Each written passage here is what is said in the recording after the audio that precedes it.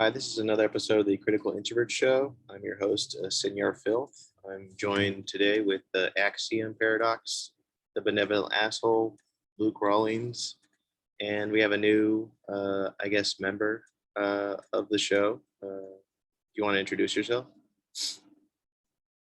Yeah. So I'm Intuitive Inks.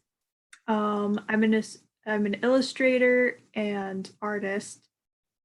Um, Pretty new in my art career, but looking to improve my art, I guess. How did you find this, I guess, originally? Okay, so I found the Critical Introverts through Luke Rawlings. I did a piece for Join the Rebellion, and I originally found Luke Rawlings through Gina Carano's posts or her stories on Instagram. Cool. Was there anything particular that kind of drove you to contact Luke, or was it just a whim? When I saw she was sharing this conservative artist, I was like, oh, cool, let me check this out. And then when I saw the post calling artists, I was like, well, why not? I'm kind of looking to start getting involved in the art world I want to be a part of, rather than being solely focused on the college art world. So you would, I guess, describe yourself as conservative, or does that even mean anything nowadays? I'm definitely right-leaning. I'm a believer in Jesus, so most of my values stem from that, and typically those views are more conservative. Were these values that you kind of grew up with, or you just sort of picked them up on your own kind of thing? I grew up with them. It's kind of strange that college didn't really affect me at all, because normally, these kids, they grow up with some kind of religious background, they go to college and they come back the exact opposite. And they grow in their beliefs. And I mean, I have grown in my beliefs, but I've mostly held on to the same view of life. Did you happen to leave home, or did you go to school somewhere else away from home? So I commuted. I stayed at home, but I went to college every day because it's cheaper, and I just I have a lot of health issues, so living in dorms wouldn't be possible for me. I wonder if some of that still remaining at home and not always in the college environment helped you hold on to some of your values too. Not that you wouldn't have held on to them if you were to stay in the dorms and everything, but I wonder if still continuing to have that family and faith foundation in your life every day, if that helped. I think it did, definitely. Did you know anybody in school that slowly transformed into a leftist or anything like that? Either direction. So it's not like I went to the same college as my high school classmates. There is one girl who she goes to the same church as me, same high school and same college. She hasn't changed at all in what she believes.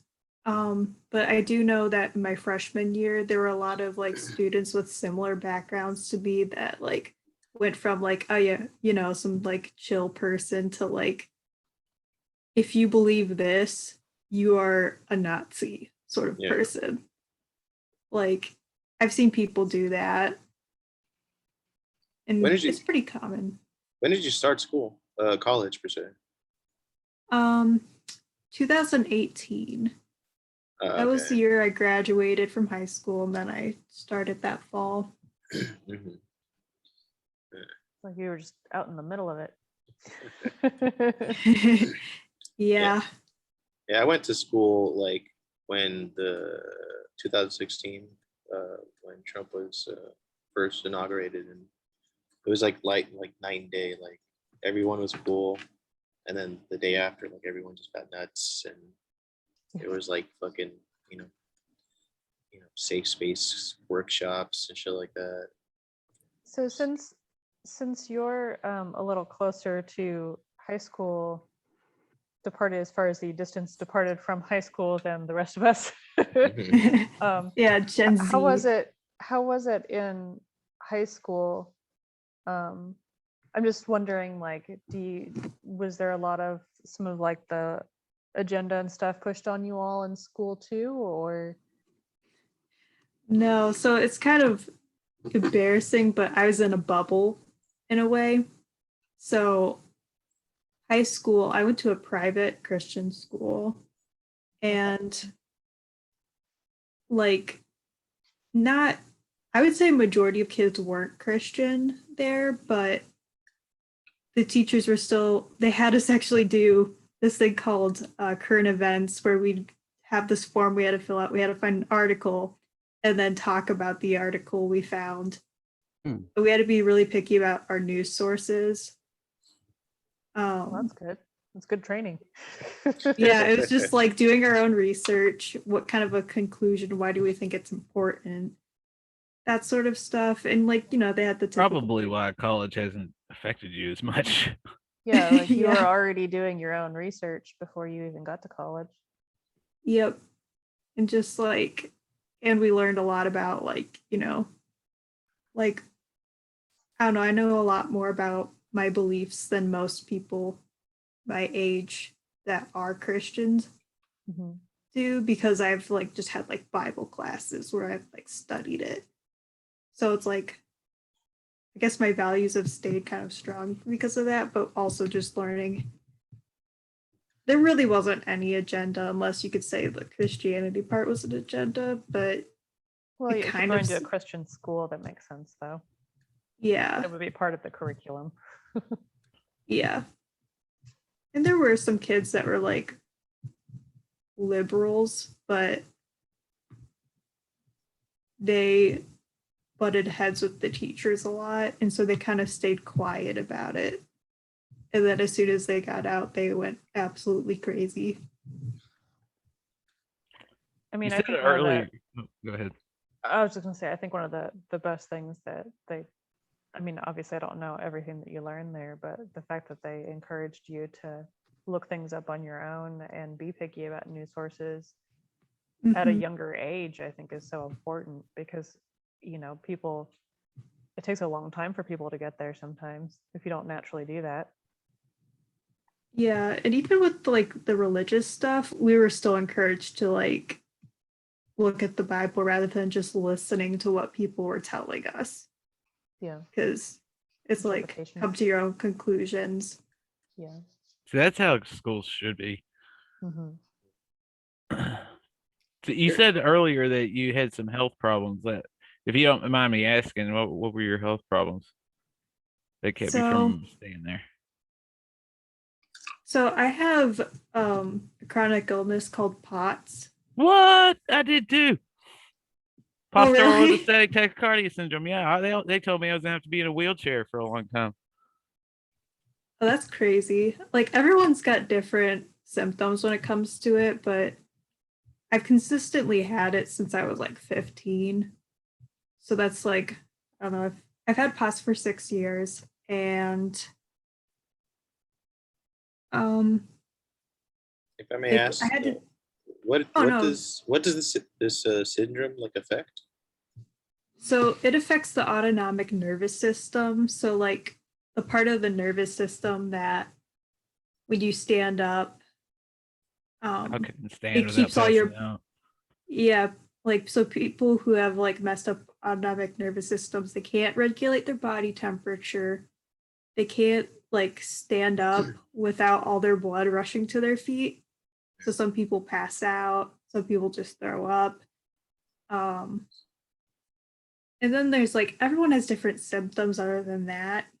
Just like some people get chronic pain, some people have issues with their digestive system.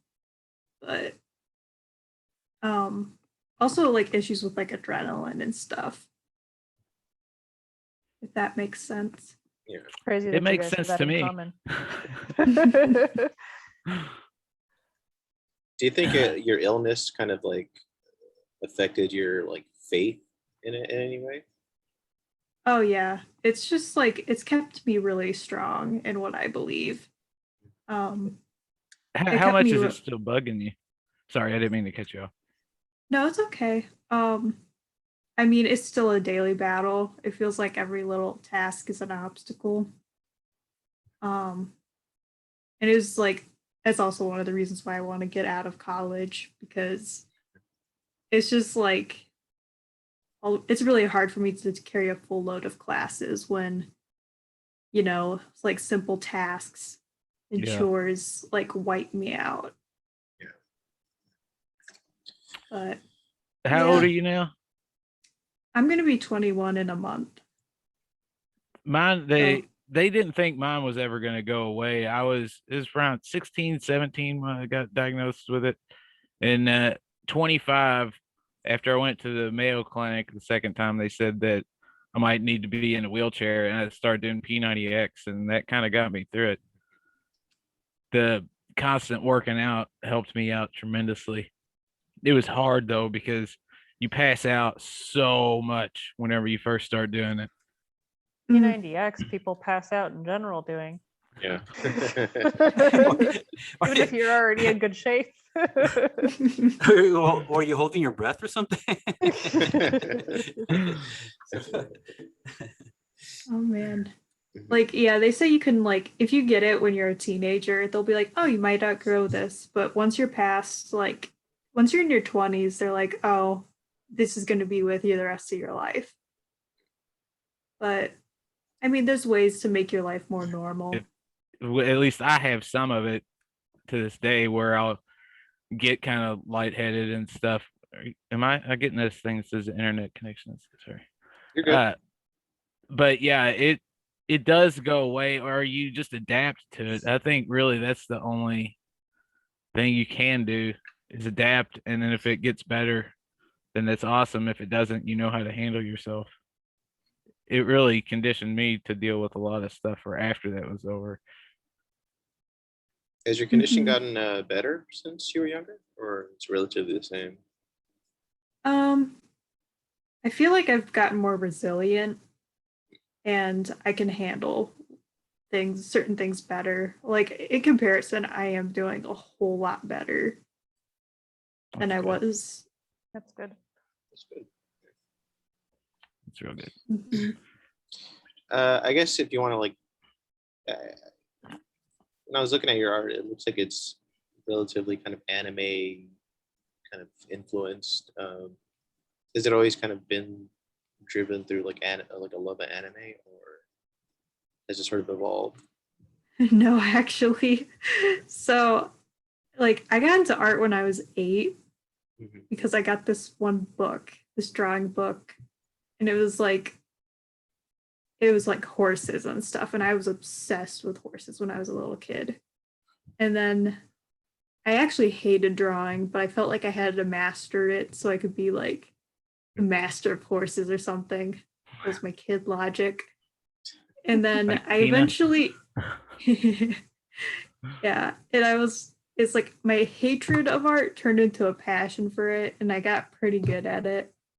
And then it went from like horses to dragons to superheroes, and then to anime, and then to just like whatever else. Is there any is now. specific like manga artists that you kind of admire? That's a hard one. I read a lot of manga, but You don't have to name any. Just I'm just curious if there's any like series or anything like that, like Berserk or stuff like that. Like the style of. Yeah. oh yeah,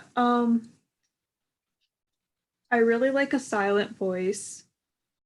I love the dynamic quality of the My Hero Academia manga. Mhm. It's like I love the line art and stuff. And I really like the first two seasons of Attack on Titan's like anime. Like they have like these brighter colors, like daytime colors and bold outlines around the characters, which look pretty different from other animes from the time. Do you enjoy that kind of artwork more than some of your other stuff that you've done? So you have a pretty wide range. Mhm. Yeah. I like drawing people a lot or like human figures. Like realistic But drawing. Hmm? I'm sorry, like a realistic drawing. no, I don't really like realism as much. Like I can do pretty realistic stuff, but I kind of prefer stylized characters or like Mhm. concept art or even just regular illustrations of like I take pictures of antiques I see. I haven't posted it yet, but the one picture I showed you, Luke, is like of a Japanese doll I found. So I Oh, like, okay. yeah, it was like a doll I found in an antique store. So I like, I like kind of doing that sort of stuff too. That's cool. It's nice that you like a wide variety of things too. Probably also Mhm. helps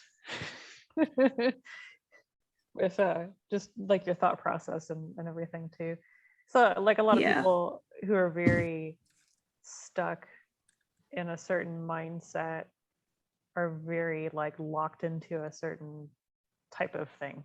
Like they don't really differ from a certain, I mean, from an artist perspective, from a certain style or whatever. But yeah. I think people are too obsessed with styles sometimes, Yeah. like because they're I like, agree. oh, I gotta develop my style, or I really like anime, so I'll only draw anime, or comics or whatever.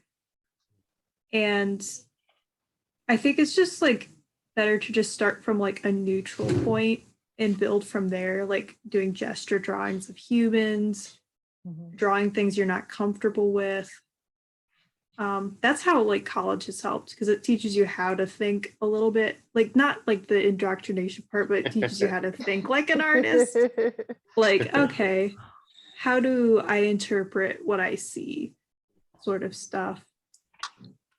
Yeah, when I was in college, I found like the best teachers were like the life drawing teachers, not necessarily like any others. Like the painting teachers kind of sucked, photography kind of sucked, but like gesture drawing teachers were usually pretty damn, pretty damn awesome. Like they knew what they were talking about, and they had like a love of what they were doing. Mhm. I always enjoyed doing gesture drawings, Mhm, and we always had like different time limits on them. mhm. Like you have 30 Oh seconds yeah. to draw this person as fast Yeah. as you can, you know. Or you've got like a whole minute, and it's amazing like how much more you can get done with an extra 30 seconds. Yeah. Mhm. But I do miss that's probably one of the things I miss from college is I enjoyed doing that sort of stuff. Not that I couldn't do it now, Mhm. but I mean, working with live models is probably the biggest advantage I've had going to college yeah. because not everyone has access to that. Yeah. And it's really it's a bit weird and stuff, but it really helps. Yeah, it does. All right. I guess let's just move on because I wanted to do something a little bit different. I wanted to go over this Zuby's 20, what was it? The 20 things I've learned or have confirmed about humanity during the pandemic. And I thought it'd be kind of fun to just sort of, we can go over this and we don't have to go through all of it. But because I think a lot of these kind of like hit home for a lot of us as to what's going on nowadays. Um, I guess we could just read them, and if anyone has a thought about it, let's just add to it. I guess number one, most people would rather be in the majority than be right. And I've had so many conversations within the last year or so that have ended with that kind of like breaking off point. I want to know how much of that is that people rather be in the majority than be right because they'd rather be in the majority and be quiet. Because I think more people are afraid to say anything than because I don't think the majority is what they say it is. I can't believe that. Yeah, I've been kind of like struggling with thinking about that too, because I there is your point, but also thinking that maybe a lot of people think that just like being right, just like it has to be like with like the majority of opinion must be right. So that just has to be right for some reason. I think some of it is like, I mean, nobody wants to be told that they're wrong for starters, but I think a lot of people just naturally want to be a part of a group. And if straying from that group that you're used to is what's going to happen, like if you start to think different or whatever, like I think that's kind of scary for some people. I mean, like losing friends and relationships and stuff is obviously a big deal, just in general. But that's a huge reason why people, I think, it's the Mark would Twain rather stay in the quote. majority. I think it was Mark Twain that said that people are easier to fool than they are to convince that they've been fooled or something like that. Yeah. I feel like I've said that on here before. I think that's probably one of these on this list, I think. Yeah, like one that goes further down the list. Yeah. The one that they'd rather be wrong than admit that they were wrong just because Yeah. they don't want to admit that they were wrong. But it also feels like that, like the concept of even being right and wrong has like sort of developed into like being right just means being self-righteous or being the moral one, and wrong just means you're the poo-poo head. Well, but also admitting that you were wrong about something it's a psychological thing where you think you're admitting stupidity or something, like you're incompetent or something. Right. And people are uncomfortable with that, and anything that makes you uncomfortable you tend to avoid. Yeah, I think Maybe- some of that like comes maturity, Maybe. helps, I think, with it too, like understanding like as you get older, is because you're wrong doesn't mean you can't fix it, or Yeah. I think Go ahead. Go ahead. I think that a lot of the whole right and wrong sort of thing though, and the social pressure comes from the whole idea of there is no objective truth, there's just my truth and my feelings.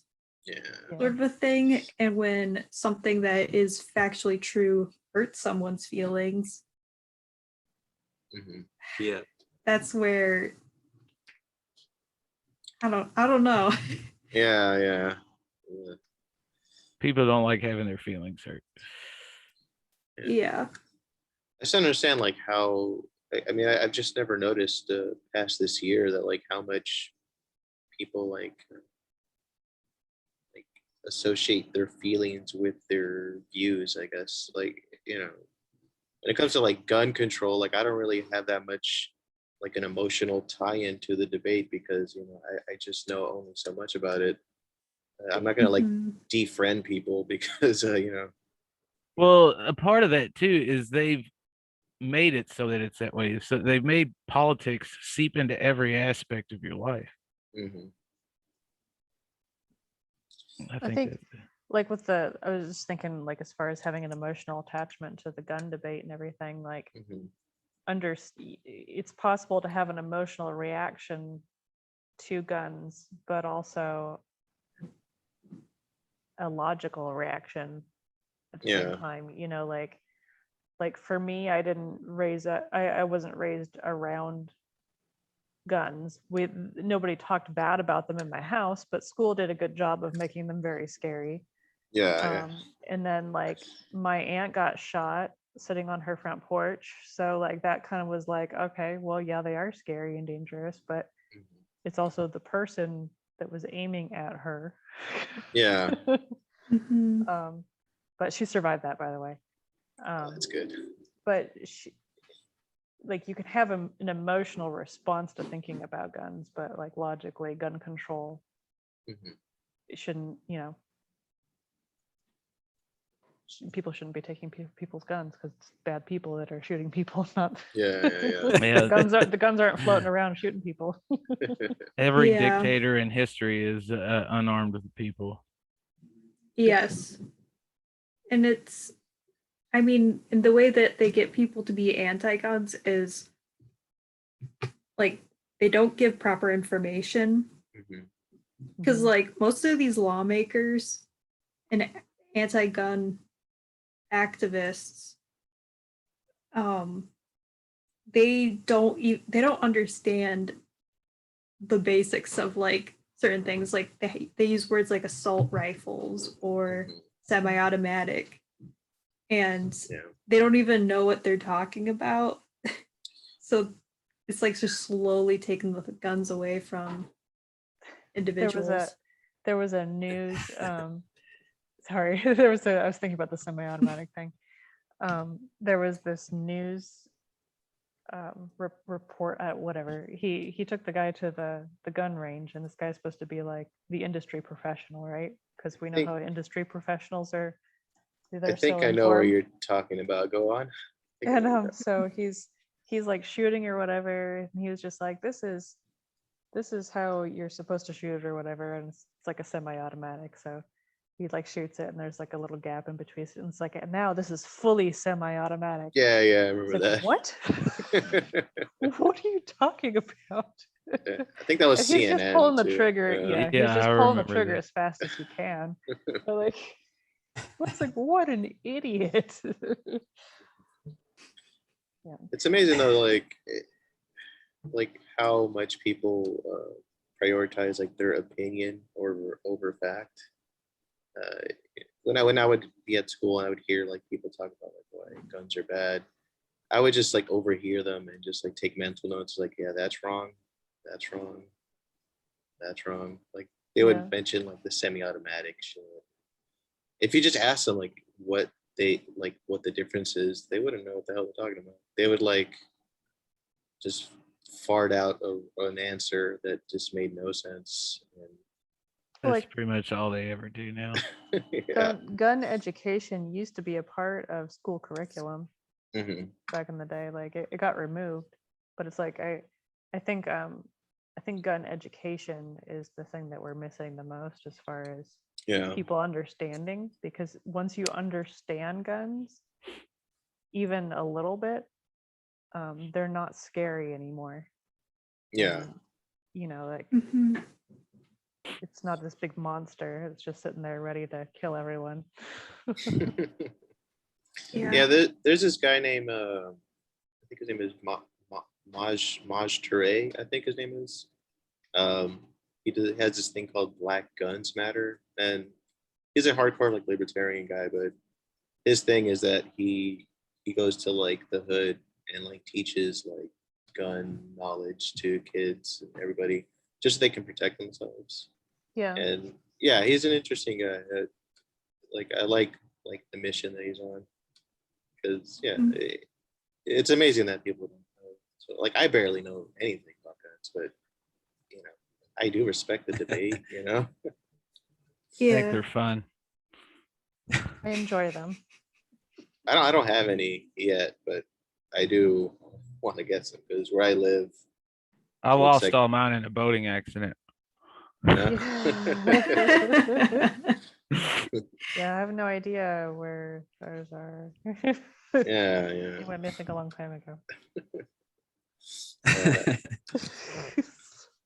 All right, let's go to the next one. This is number 2. At least 20% of the population has strong authoritarian tendencies, which will emerge under the right conditions. Yeah, that's kind of right on the money, man. Because like, haven't you guys like just had like a legit conversation with like an SJW? Have you guys any like done I that? mean, yeah, Because it's you been could, a while. because you can like have them sound like a brutal dictator within like 3 questions. It's the weirdest thing. Well, even like people that aren't like necessarily like SJW types. Like I've Mhm. talked to people, like I've talked to like actually like through instant messenger. Uh-huh. But I knew this guy, like I used to work with him, and this guy's like this badass tattoo artist, and like I think he used to play bass in a band, and I think he listened to like Fugazi and just like into like punk and all this stuff, and he was so he was advocating so hard on mask. I'm like, are Mhm. you serious? Like it's like even in like the little box, it tells you that masks don't work. Yeah. It's like a placebo. And he's like, well, if I can fill my fellow man by wearing a mask, I'm gonna wear a mask. I'm like, well, it's not really helping. And then like he even admits that he actually got COVID and he was wearing a mask. I'm like, dude, there's your proof. But the thing is, a lot of the time is that there's some kind of emotional connection or association to all of this because he eventually admitted that his like I think his grandma supposedly died of COVID. So there was like that Mhm. emotional connection, and he's like, "This is real. My grandma died," and Mhm. so it's like, what can you say? I mean, you can't really say anything. You just Yeah. come off as being some kind of jerk. It's like it's that I think like emotional connection. Mhm. When you're emotional, you're more pliable to manipulation, and that's what they're doing. So Yeah. How anytime much? you're, yeah. How much is like authoritarianism like historically been driven through emotion? That's the one thing I've been kind of I'd thinking say about. most of it.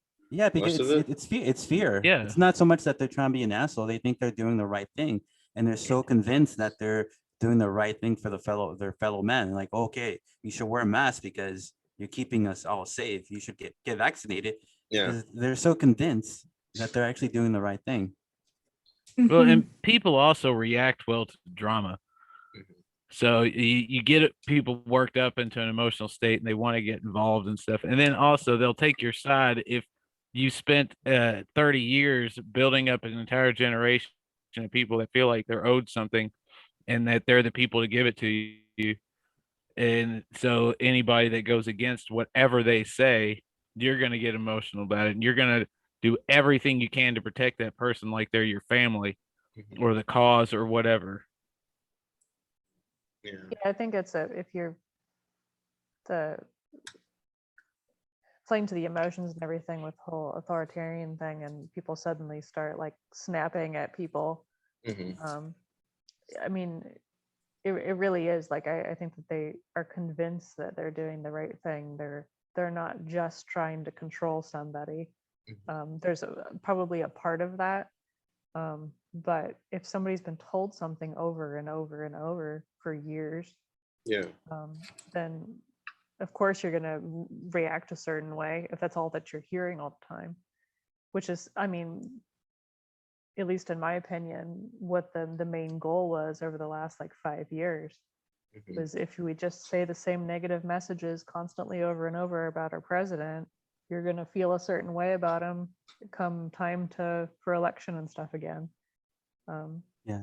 And I think that's where like the whole secular part comes into play too, is that like so many people like grew up without God in their life. You don't necessarily have to be Christian or believe in God, but just when you're kind of demoralized with religion and who do you look towards? Do you look towards Mhm. like government or like you have like these false idols that you look up to, especially these scientists. So this guy that I was talking to over Messenger, he thought my point of view was only based off of religion. It's not, you don't have to be a religious person, or you almost don't even have to believe in religion to be a decent person or have like morals. It's like Mhm. you I think don't, that's it's built like in. that's just, Right. yeah. It's I think, I it's also mean, come, go ahead. I was just going to say a part of religion is like the same morals and, you know, being a good person, everything is kind of built into a lot of religion and like Christianity and everything. And so like you can tie them together whether you're religious or not. You Mhm. could still be a good person and follow those same like principles and basic rules in life, of being a good person and not be religious, but you're still like both on the same path, basically. Every civilization has drifted away from religion of any kind. Doesn't matter what it is, it has fallen apart. Because the moral backbone is what holds a country together, a nation, Mhm. civilization, whatever. And once that's gone, then things will will naturally deteriorate.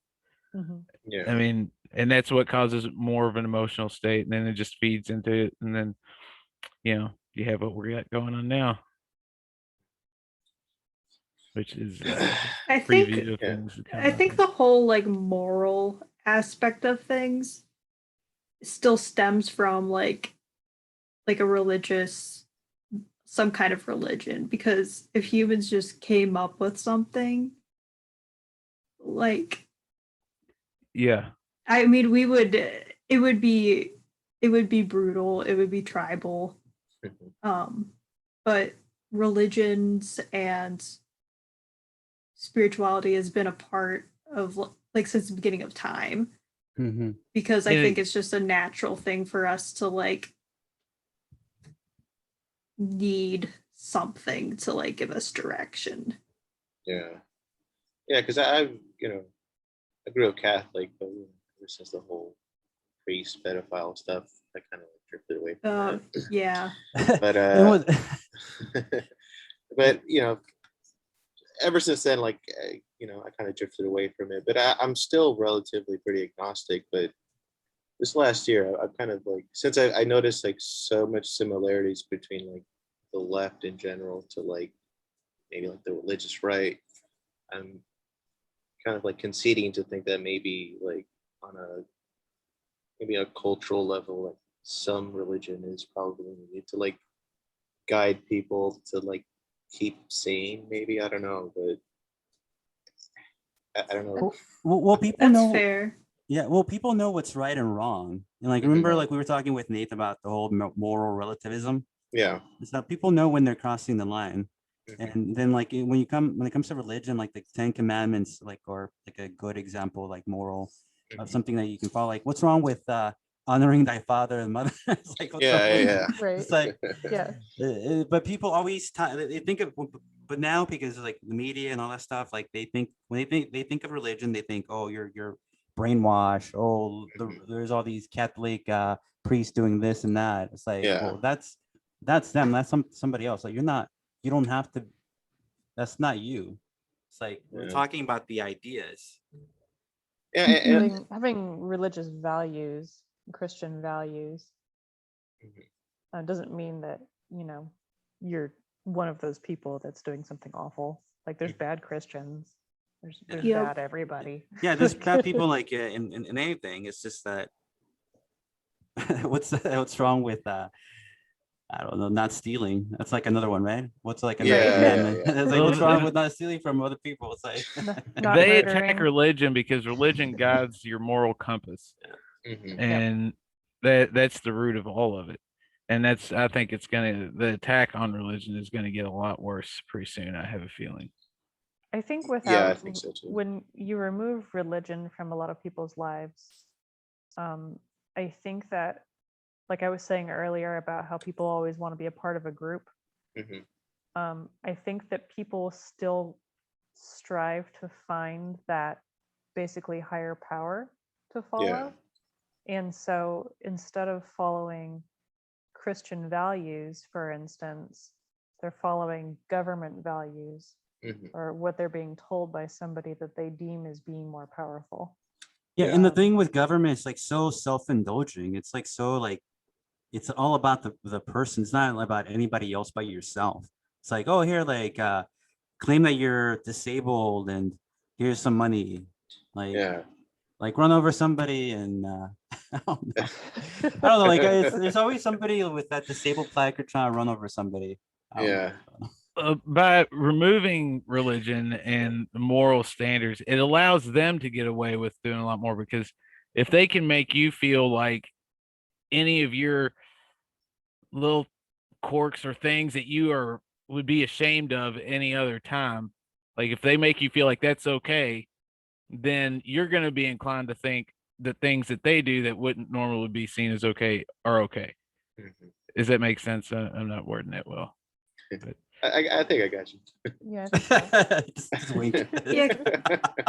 Kind of. Okay. Yeah, because I have a relative. He's now he's like super SJW. He's like he's like a super pro union SJW. I don't know if you met one of those. Oh But yeah. he came. You guys, yeah, he came from like his family were pretty strict Catholic, and like once he went to school, he started drifting away from that, and I understand why he would, because like his parents were a little too overbearing with the religion thing.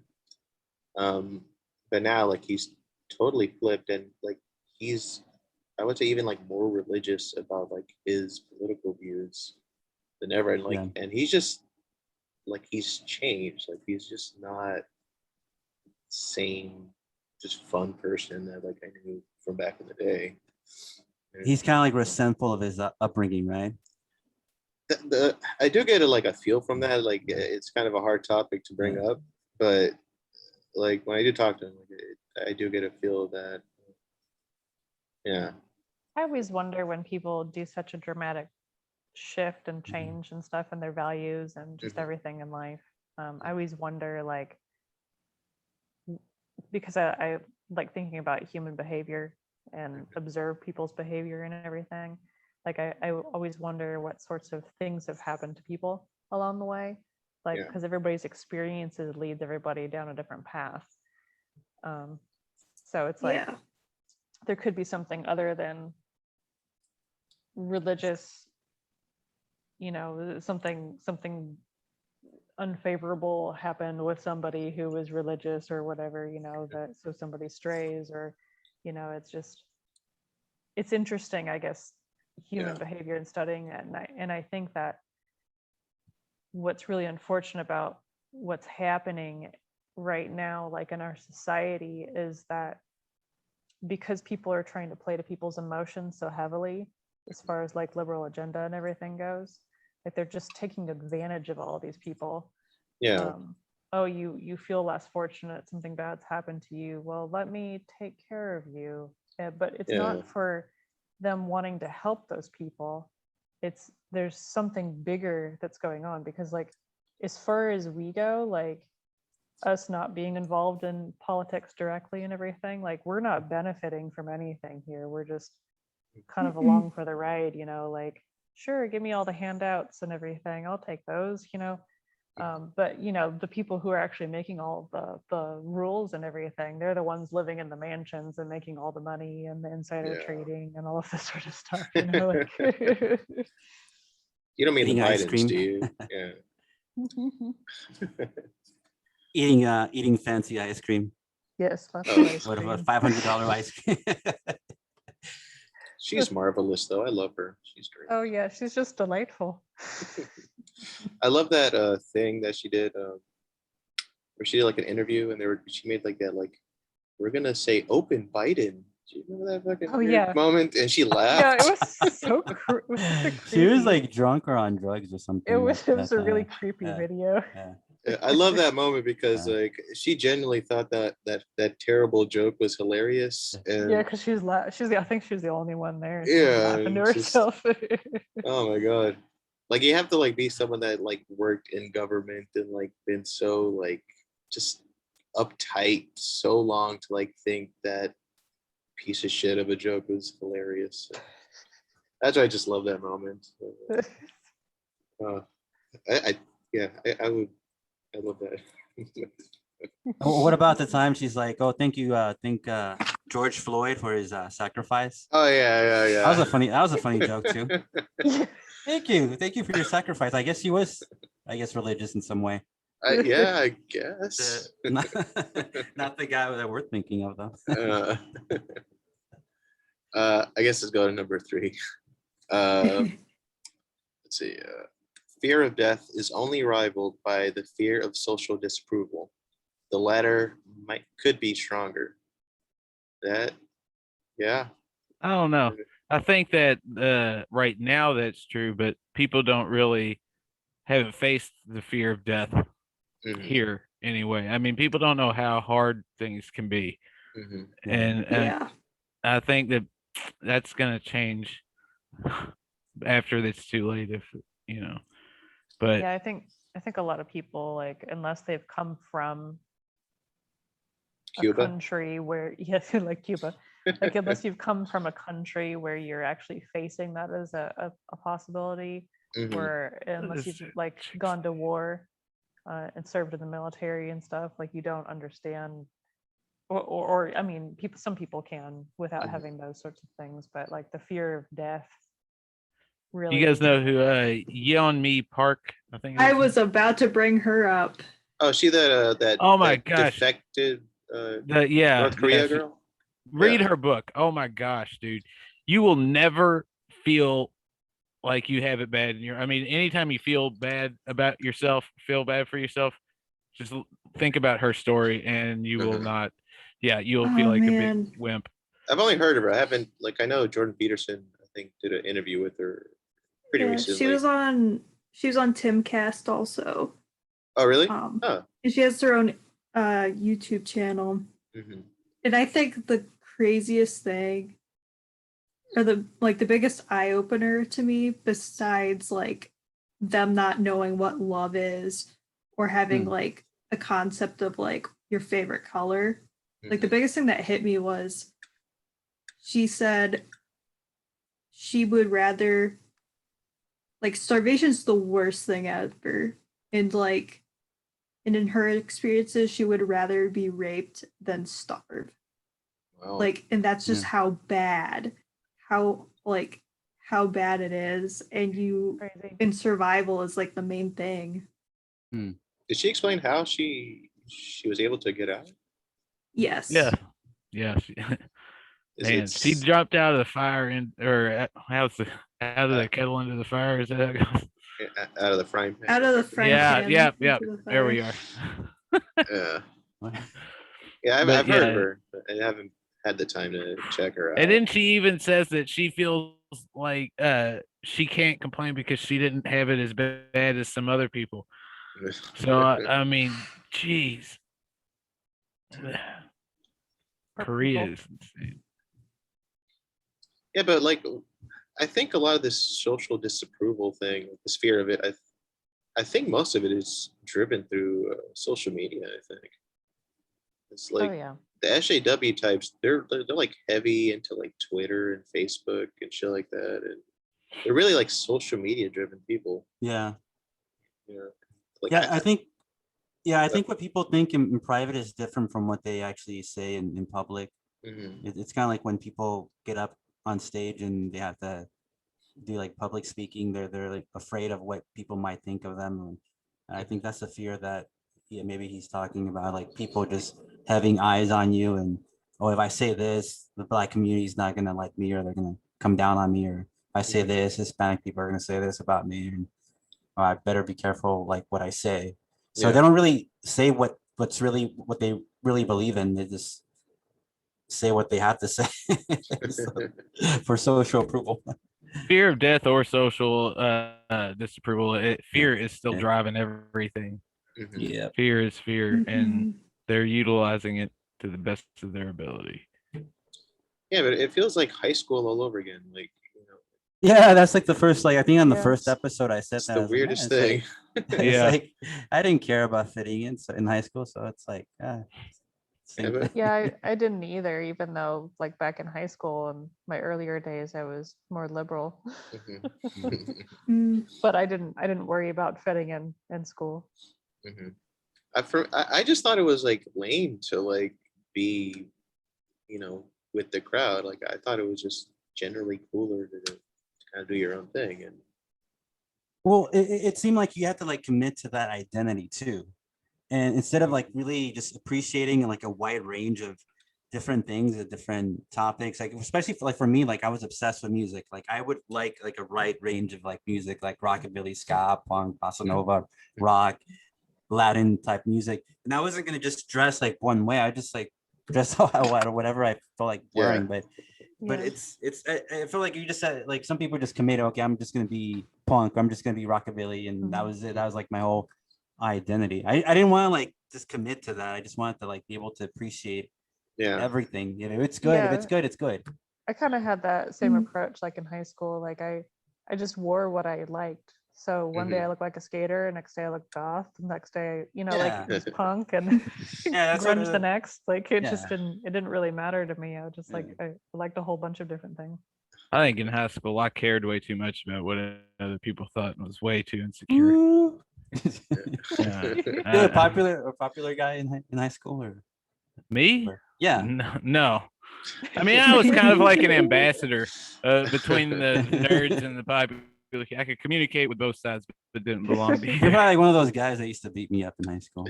No, I was very insecure in high school.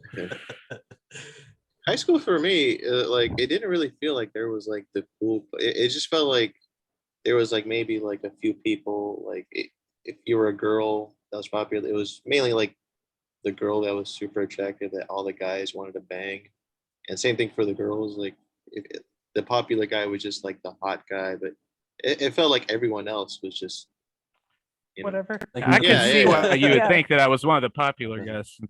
So you know, talking about the hot guys. I mean, a little worried why you bringing that up, but All right, let's get to the next one.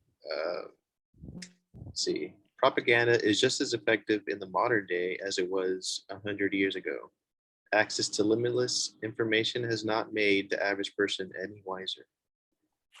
Yeah. Yes, because people have like so much. It's not that they don't know anything. It's just that they have like so much information that's not correct.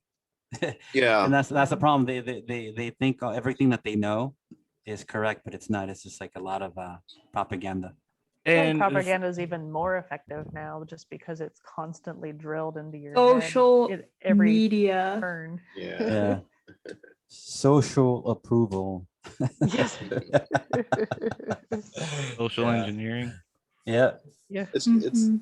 it's gotten to a point like I'm just surprised that people don't see that like propaganda is like right in front of them.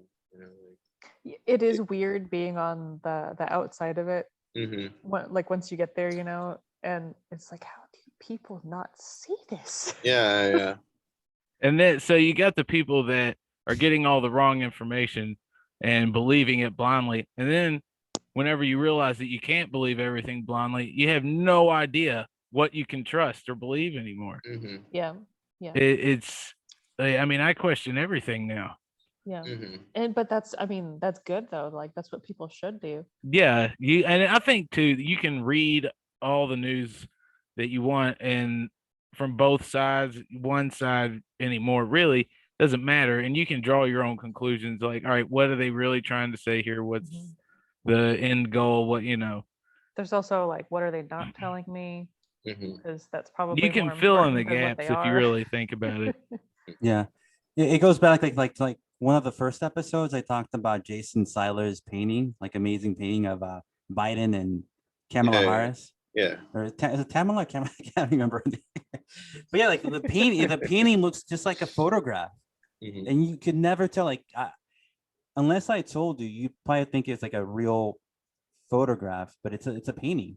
Yeah. It's a painting, and so like what else is out there that is not true that we don't know that exists out there?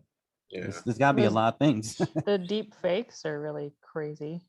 Oh yeah. You've watched any of those? Like just the funny ones, you know? It's just like, man, they could make this look real. Yeah, but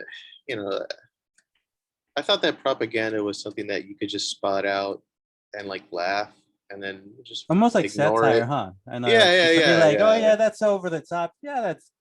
Oh yeah, 9 Inch Nails like endorsing think- Biden. That's a Yeah, joke. yeah. Oh no, that's real. I think it might not be as immediate. I mean, like you can't tell that a lot of people can't see it immediately, but later down the road, I think the propaganda falls to the wayside, and then you can tell what was propaganda, what was art, and what was, But propaganda is just everywhere. Like, I mean, you can't watch any kind of TV anymore. I It's mean, every single commercial, every Yeah. single just TV every show, single movie. show now. Yeah. Unless it's like foreign media, then you don't really get the propaganda. There's as been much. very, very few things that Yeah. I've seen that Well, are newer that have yeah. not had Well- propaganda in them. Well, I can't think of anything. Well, even like in the 90s, there's like a slow crawl of like propaganda too, because I remember Mhm. like racism was always projected onto like white people. Only like white people were capable of being racist, and Mhm. always towards like black people. It's like, no, like I've seen like, I guess it's also like your upbringing, because I've seen racism from everybody. So Right. it's like, it's almost like you want to say something. I wanted to say something, and like, like black people can be racist too. I've seen black people. Yeah. I've seen Hispanic people be racist. I've seen like everybody be racist at some point. But that's even, it's not. But people like read too much into it. It's more like people just being jerks to each other Yeah, or insulting each other. like It's anybody, very, yeah. It's not- anybody that shows outward racism, that like Yeah. would treat someone differently because of race, that's just a coincidence that you're not the same race. They would attack somebody no matter what. They would find a reason to dislike people no Mhm. matter what. It's they have that as a scapegoat. Mhm. Yeah. Yeah. But yeah, it's gotten like so much worse in like the 90s. It's just Oh my gosh, it's been building, and it is and like the problem 2010 yeah. on is nothing. Yeah, you can't. Yeah. Yeah. Yeah.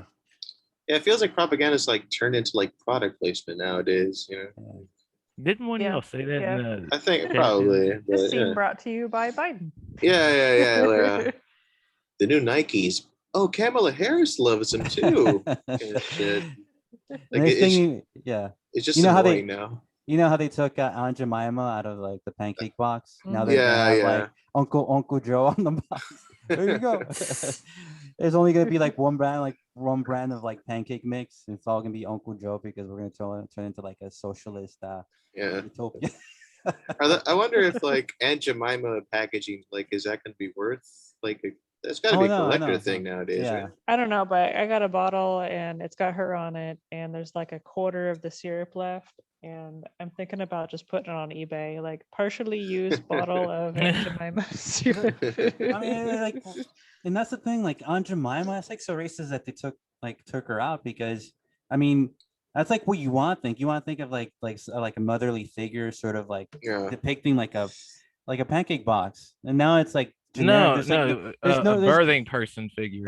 Yeah. A birthing person. Mother, Oh, calling someone a mother is sexist now. With the Aunt I just- Jemima thing, oh, go ahead. I was gonna say I never bought it for any other reason than brand recognition. Like, Yeah. You didn't like. and I was never like, I'm buying this because it's a black lady, or Yeah. I'm not gonna buy this because it's a black lady. Like It just I looks bought good. it You're You like, just thought it was good, mm-mm. right? Yeah, you're just Yeah, like, like, mm-mm-mm. yeah. Yeah. As a kid, when Yeah. I was a kid, I thought Aunt Jemima and Uncle Ben were like married, and they were just Yeah. like these people taking care of us by making us yummy food. Yeah. all the rice and pancakes we Yeah. can eat. Yeah. Like when people are making an argument like against they're trying to make an argument why banning Aunt Jemima is a good thing. I always wonder what the hell, what do you think the worst is gonna happen with this shit? Like, do you think Right. somehow kids are gonna be eating pancakes and that's gonna develop into like a third Reich Yeah. happening from the Right. pancake eating?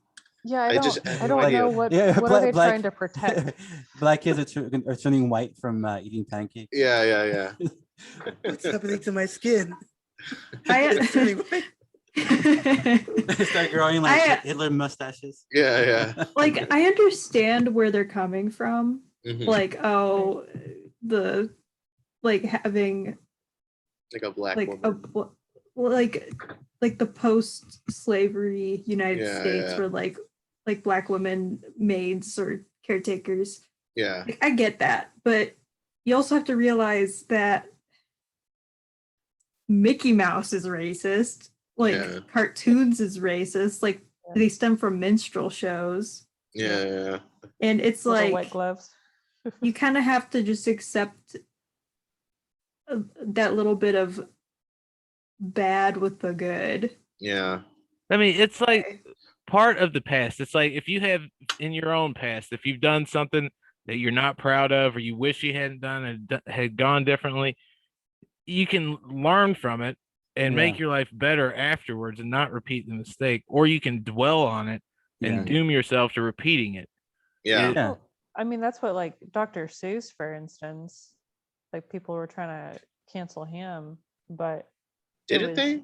it was, well, yeah, they removed a couple They of did, his right? books Yeah. because of the illustrations in them.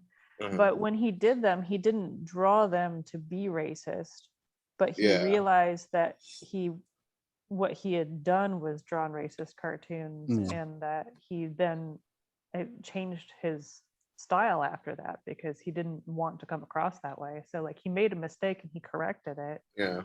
And values change over the years. Like, something that was acceptable back then isn't acceptable now, and we just have to accept that back then. Okay. Yeah. It's Things rewriting can and eliminating progress history. without it being like the progressives tend to think that you've got to change everything in order for it. But no, you conserve what was good and worked, and then you change and get rid of what didn't and build on it. That's how progress is made. Yeah. But you can't forget the bad design. Yeah. Well, a lot of it too. Don't is like, forget it, but don't dwell on it either. Yeah, you've had like some kind of point of reference, like what happened in the past. But I think a lot of it too has to do with like projection, because as humans, we're all like really distinct from each other. And I don't think Dr. Seuss was specifically trying to be racist or not. It's just like his interpretation of what he saw. Because even like today, like if I'm drawing somebody that's Asian, like when I draw caricatures, like sometimes if I don't draw the eyes Asian looking enough, like they might say, "Oh, you drew me like a white person." Is that for them? Is that right? Racist of them to say that? It's like no. So you have to kind of push that sort of like that angle more. I didn't like think about that with your profession. And even then, like you really do have to be careful, but also like accentuate features. Yeah, you still have to like you still have to like distinguish that aspect of it to really show that. And even then, like you might like distinguish the eyes on somebody that's Korean, and they'll be, "Oh no, you made me look Japanese or some other." Is it like, well, it's close enough? I'm like, I'm just waiting for somebody to ask me why all of my drawings are white people, whenever or their skin color is white, because I only you draw in black and white. And even like Mark Twain too, I don't think he was racist. I think he was just like a really good observer, because back when I used to read, like I read some of his books, some of the characters that he interpreted, like he did like a really good job, I guess, of observing or living in that period of like creating those characters. Like I can't remember the name of the character, like the black slave. It almost Jim. Jim, I think it was him, but it almost seemed like he was like making fun of him, but it's like a very believable like attempt or like interpretation of like like a black guy, of that black guy during that period. And I don't think he was being racist. I think he was just trying to distinguish him. He was trying to interpret the character as how he saw him during that time. And he did that the same thing for every character, not just like black slaves, like the white characters. And it almost seems like different people were writing, like each character was writing their own part. Like he was so good at distinguishing one character from another. They didn't all talk the same. They all had their own personalities and ways of speaking. And I don't think that was him being racist.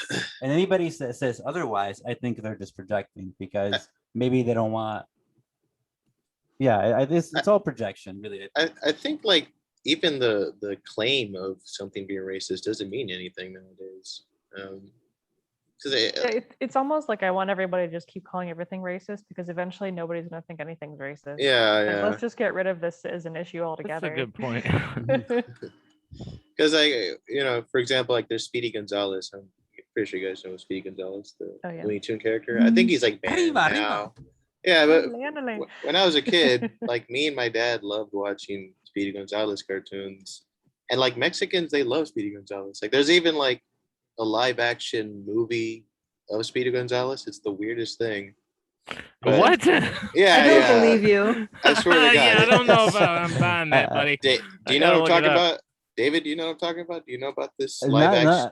Not the live action. Yeah, it's a weird fucking thing, but like with this, there's a Speedy Gonzalez song and shit like that, and you know, I could see how someone who just like has this lens of everything is racist to like look at Speedy Gonzalez as racist for some reason, like, oh, he says "epe, epe," but you know, when I was a kid, I just interpreted that like that's just his "what's up, doc." He's just saying it in Spanish. There's nothing racist about it. That's just his tag. Yeah. It's his version of surfing succotash, but he's just saying it in Spanish. There's nothing racist about it. I have no idea what people even like define as racist nowadays. I'm just super confused as to what. Everything. Is it? It's bizarre. I don't know Yeah. what the fuck happened to it. Like I never understood that either because like I grew up brown. I grew up brown.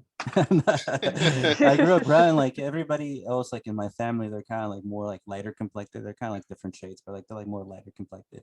Yeah. And I never really saw anybody else like, even though like I was kind of brown, like I never really saw myself as different, or I don't think anybody.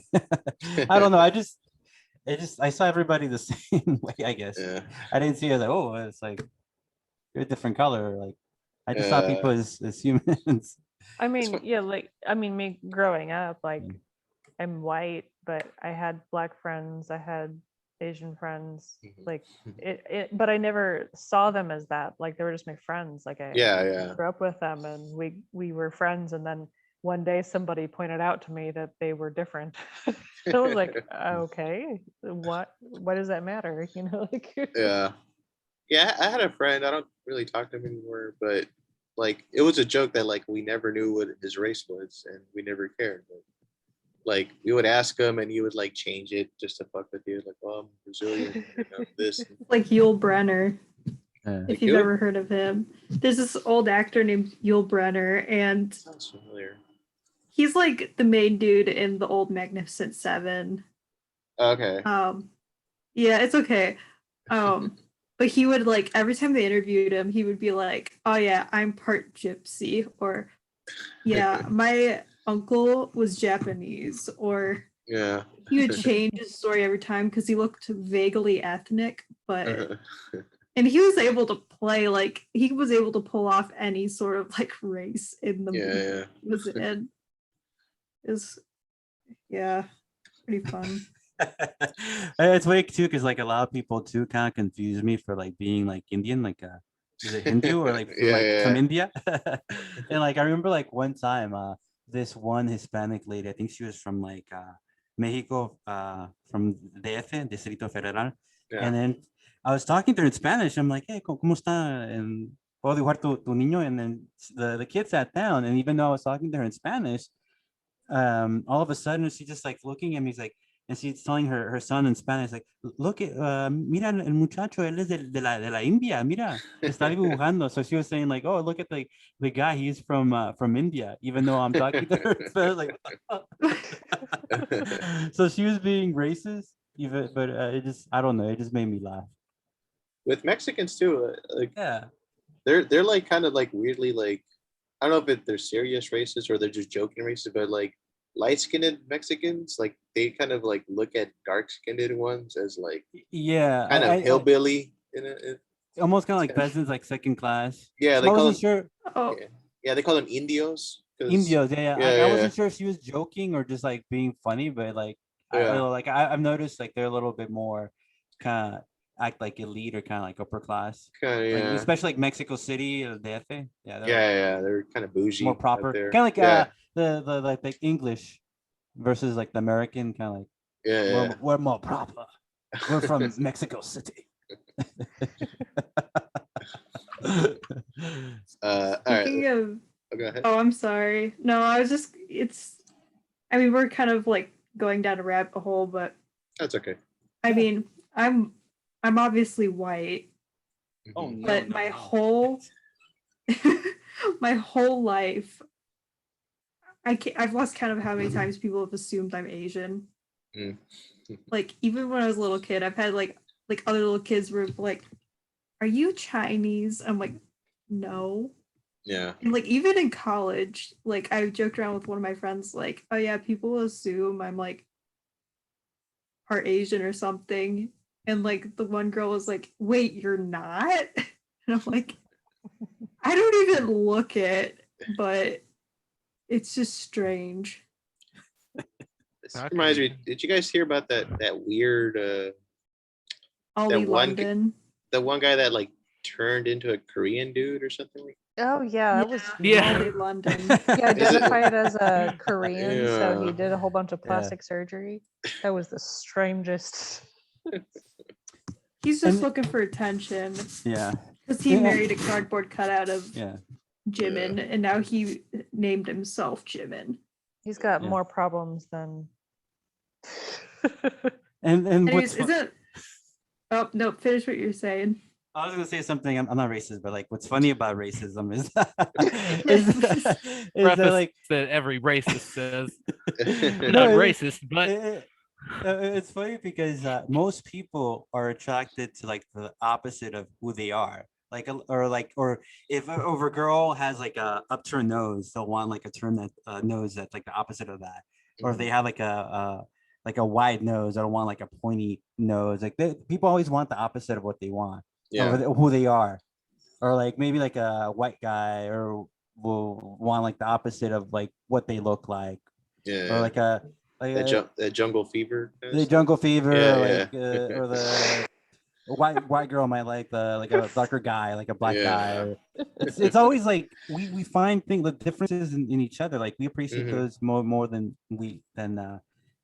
Yeah. and that's why the racism is so dumb. Is because evolution by nature is not racist. Yeah. I think. Like Only a racist would say that. Anyways, I think Luke's trying to get out of here. oh yeah, sorry. yeah, I got some Oh, stuff to my do. bad, man. It's all right. All right, man. Thanks for stopping by, man. Now that you know what Uh, racism is. I can sleep at night. Thanks for having me, guys. All Sorry right, to man. See jet you out another on you. time. No problem, ya. dude. See All ya. right, later. See ya. See ya. All right, I guess let's just continue. How Maybe much- we should just do through 10 and then do the Yeah, next yeah, 10 yeah. next time. Yeah, sure.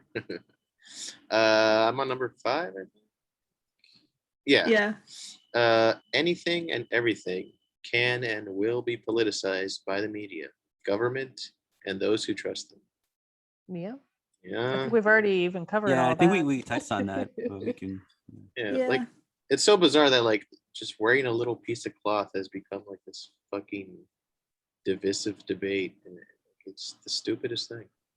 It's actually weird now for me because so many people are unmasked here Mhm. that it's weird now to see somebody with a mask.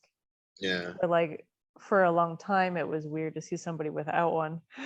Yeah. Yeah. Well, Mhm. everything that they're doing is to divide people. Like, for example, like Caitlyn Jenner. I think his injection is like into being a Republican conservative, Yeah. like trying to run like for governor. That's just like a way to divide the vote and just like divide people that are more conservative Yeah. inclined. Like, oh no, like what's wrong with him being trans? Like we can vote for him even though like no, like he already admitted that he's going Is to he- prioritize the LGBT community. Is And he? we already saw that video, right? With like those Yeah. Or guys the converting thought- your children thing? converting Somebody the had- children. Yeah, like All somebody the had pedophiles. posted about Caitlyn Jenner and they were like, trans really shouldn't even be an issue. Mhm. The policies aren't good. Yeah. You know, like Mhm. Yeah. remove He's remove personal identity from it altogether. Like he shouldn't be running. You shouldn't want to Yeah. elect this person. Caitlyn Jenner, like I think he just recently admitted that like what he's believes in, it's like he's not Republican in any way. He's still establishment, but he's just Mhm. like masquerading Yeah, as something infiltration. different. Yeah, Yeah. infiltration. Not that I think Republicans are good. I think they're also establishment. Yeah, Yeah. they're Yeah, some yeah. bad ones. Well, especially like the politicians, the people that run as Republicans, a lot of them are like Yeah. piece of shits. They'll say anything, just it's like all theater just to get in there. Like once they're in there, like they won't do anything. Yeah, they're just a bunch of pussies, really. Like, they don't Yeah. really do much.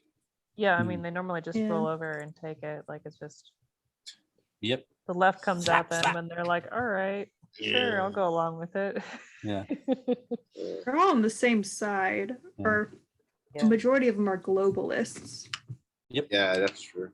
Isn't like even Dan Crenshaw, like, I think he's part I Yeah. of think so. the- Yeah. Like I think- thought I saw somewhere I read that he was part of the what's the thing called the the ah, the remember. economic Foreign- forum thing, I think. yeah, the foreign relations thing. Him and Tulsi Gabbard, I think. Or, Yeah, I know part of it. Tulsi Gabbard is. Yeah, I know. you know. Too bad. Yeah, She was, the she was pretty CFR, cool. the CFR. There you go, CFR, Yeah, yeah, yeah. Council of Foreign Relations. Yeah, I think they're both part of it. Mm-hmm. One part of me though, I kind of like. I sort of like the idea of was it Bruce or Caitlyn Jenner, whatever, being the governor. Just to Probably see would be like better. just to see like how like How to it see whether it's okay for people to just say like, is it okay to just say he looks freakish, or is that like gonna be like taboo to say because the dude looks fucking weird, or girl, it just looks bizarre. Yeah, I was thinking, like back in like the 90s, there was that joke where like in comedy shows or movies, it would be a joke where a guy dressed up as a girl, and it was an obvious joke. I think they're gonna try to like, that's gonna be like banned, I think. Yeah. You know? Mhm. Like the Big Mama's House kind of movies, kind of shit. Like that's gonna like be Bugs Bunny. Yeah. But what about Bugs Bunny? Him dressing as Bugs a girl. Bunny always like it was a joke because Oh. like he'd always cross dress and then Yeah. like seduce whatever bad guy it was Oh Yeah. of the Yeah. episode, like Yosemite Sam or Elmer Fudd or whatever. Yeah. I And think that's it was funny. I think that's next on the like cancel culture chopping block is like the men dressing up as women for a joke thing. That's going to be like I think attacked. I think I don't know when. But that's my prediction. I guess. We on 6? Yeah. Yeah. Many politicians and large corporations will gladly sacrifice human lives if it's conducive to their political and financial aspirations. Yep. Yeah. That was Yeah. the whole That's- election, like going towards the 2020 election, yeah. The whole year. They of were, like, 2020. flip-flopping everything as long as it was opposite of Trump so they could demonize. And then they were letting the economy go bad Yeah. just for their own power. And it's sick. It's amazing too how like just incredibly corporate everything feels nowadays. Mhm. Like Yeah. it's so weird. Even like just public discourse feels like somewhat corporate. Like you don't get people having these conversations anymore.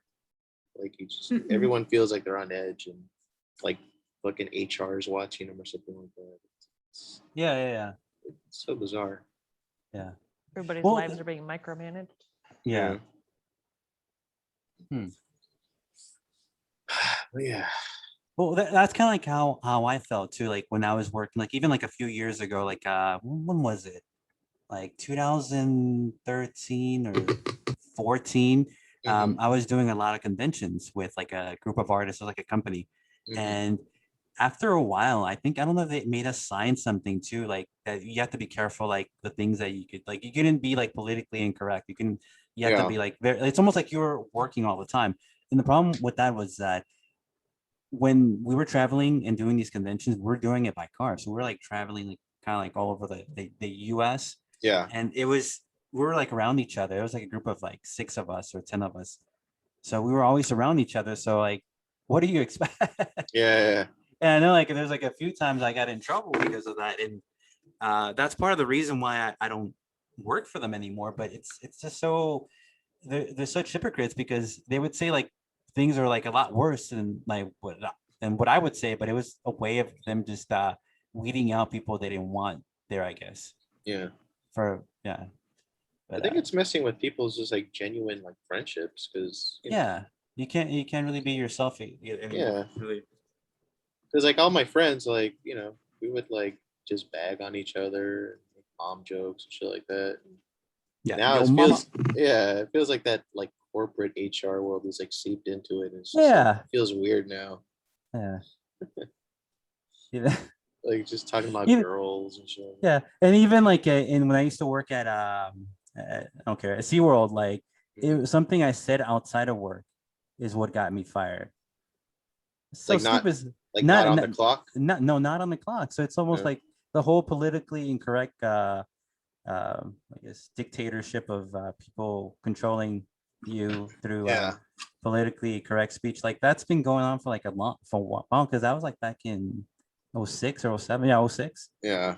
So like I kind of saw all this coming, but man, it's kind of like really, really bad.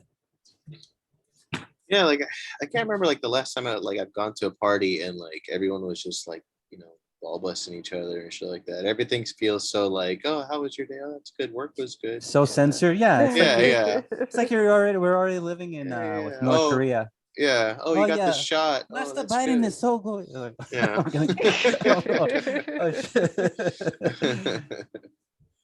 I just miss like going to parties and people making like fart and shit jokes and stuff like that. Yeah. I don't get that vibe anymore. It feels so uncomfortable now. Well, especially like outside of work, you should be able to do that. And yeah, it's like make a racist joke for fun. It's fun. Yeah. Who gives a shit? It's funny because like the most, I guess not uptight. What's like the opposite of uptight? Like lax.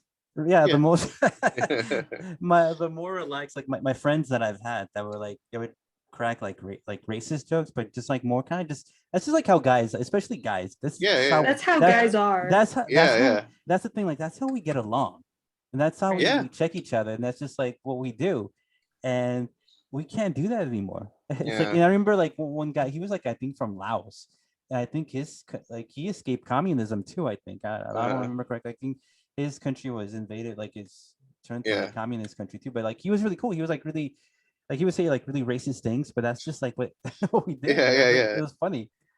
Yeah, it's almost like. Oh, I'm sorry. Well, it's almost like teasing. Yeah, like in a way. Like there's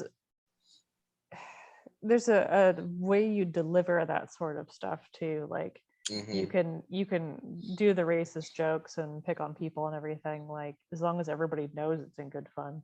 Yeah. Like if somebody, if you're doing it in a hateful way, that's a different story. Yeah, but there's sometimes when like someone made like a brutal joke and everyone just goes like, "Oh, Jesus Christ, dude!"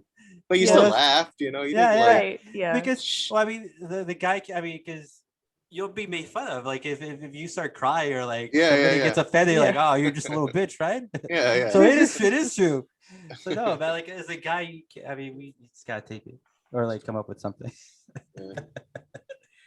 I watched the original Star Wars trilogy like a few months ago, and I was sort of comparing that to like the new ones, and you can tell like the camaraderie between like Han Solo and Luke feels a lot more genuine because like Han's kind of a dick to Luke for a lot of the part, but there's a genuine friendship there.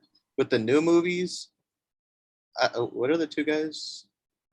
Poe and Finn. Yeah, like Poe and Finn, like they feel like they're like more coworkers than anything else, not necessarily like friends. Like I think Poe calls him like little buddy all the time or some shit like that. Like that dudes don't talk like that. Right. We're just saying. It felt like feminine. Yeah. But not even feminine, because a lot of the way girls interact is like if they're not genuinely friends, they pretend to be nice to each other.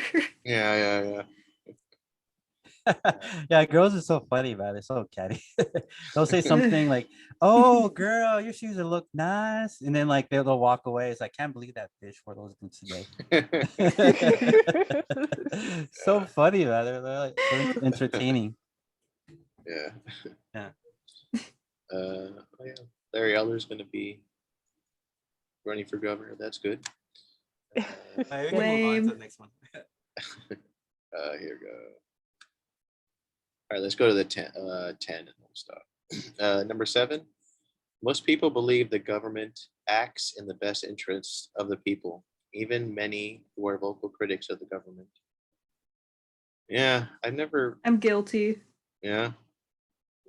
until recently. Yeah. It's I like you criticize it, but you're like, oh, but they're human. Like, yeah.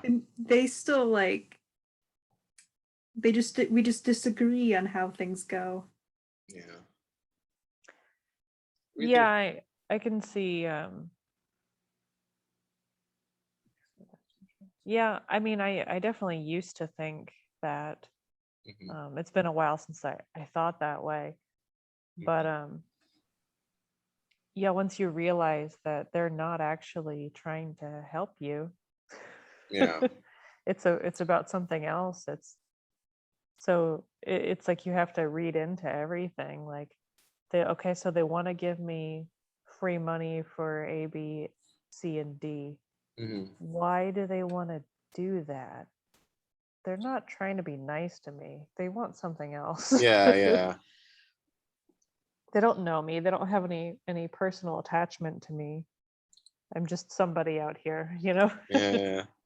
It feels so incredibly just lame when people are so pro-establishment to me. Like, I was talking to my girlfriend about this, but a while back I was just listening to the radio. I never really listened to it because I hate it. But there was like a this week in culture segment with some really like flamboyant guy, and he was doing movie reviews, but he was like giving thumbs up to every single movie and everything. He just loved everything, and I was just like, okay, this is like the most uninteresting thing. Just someone who has like no ounce of anti-establishment in them. Like, it's just lame.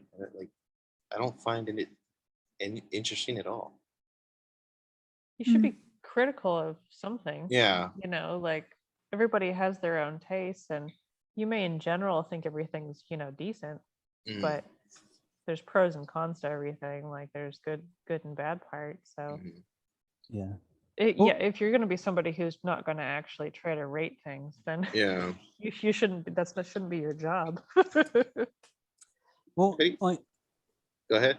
I was gonna say, like, well, like a lot of these advocates, especially like a lot of these punk bands from the '90s, supposedly like they're up against like the system and all that stuff. Like, Mhm. they want to destroy the system, but they're not talking about like reforming like the government. You think it'd be like reforming the government, trying to make the government better, work for the people. Yeah. But no, instead it's like what, like looting and destroying. Like it's nothing. It's never about building anything. It's always about destroying, so Yeah. the government can come and pick up the pieces. Like, why would you? Like, it's like so counterproductive. It's like, why would Mhm. you? It's like Rage Against MC. Go fight against the system, so the government can come and like pick up the pieces, and like you can be dependent off. Like, what kind of bullshit is that? It's like, Yeah. get out of here, man. Yeah, I was always suspicious of that kind of shit, like the Yeah. Rage Against the Machine people. Like, I would like listen to the shit they're saying. I'm like, that just sounds like they're rooting for more government. Like that Yeah, it's like, sounds the farthest from being against the system. I listen to a lot of pop punk and Mhm. stuff like like the stuff from the 2000s Mhm. and early 2010s, and it's just like come back around to bite them in the butt Yeah. because it's like, oh, we don't like Green Day's American Idiot. It's like anti like Republican kind of, but Mhm. now it perfectly applies to the how people are feeling about the government now, and then they're just like, ooh, Yeah. it's like it's making them question. Yeah. yeah, well, that's the thing. Like a lot of these punk bands, like allegedly were like against the system. Like, where are they now? Like, they're like so quiet. Like all of a sudden they just like shut up. Like, well, If they do, they're all, if they do speak, they're usually like chastised. Like I know, what's that guy's name? Which guy? Morrissey from the Smiths. Oh, okay, well, what do you say? I know he's like super. He hates like this woke shit. He like talks about like he's not a fan of like Islam and stuff like that. And like a lot of people like give him shit for him, like, oh, shut up, Moz, you don't know what you're talking about. Like I read like a bunch of his supposed controversial Yeah, quotes, and like they were right on the money.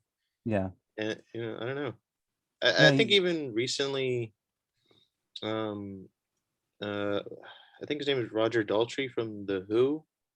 I think he Okay. even went out and said he fucking hates this woke shit, and I think he even mentioned like that they don't realize that they're like drifting towards like a sort of socialist communism shit.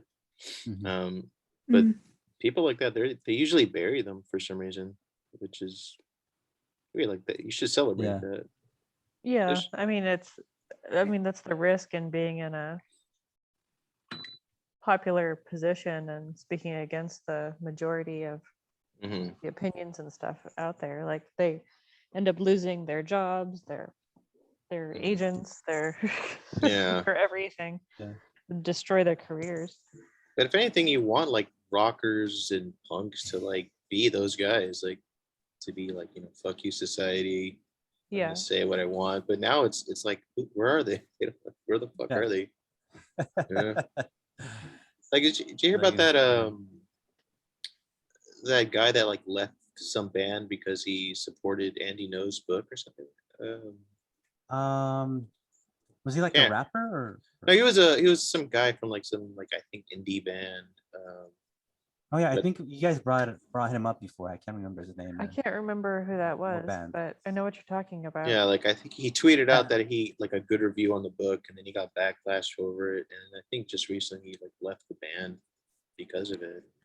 Yeah, he did. It's like It's so like an wha- indie band, right? I think. Yeah. It's like some like I think I Luke can't- knows of the band, right? Like Luke knows. probably, yeah, I remember.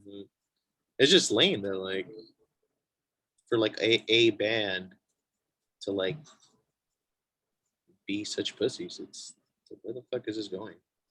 Yeah. Yeah. Let's see where number 8. Mumford and Sons. Yeah, that's the one. I had to Google it there. Or I should have DuckDuckGo'd it. Was he? Do you know if he was kicked out of the band or did he just leave on his own? Marshall. I think he left on his own. Yeah.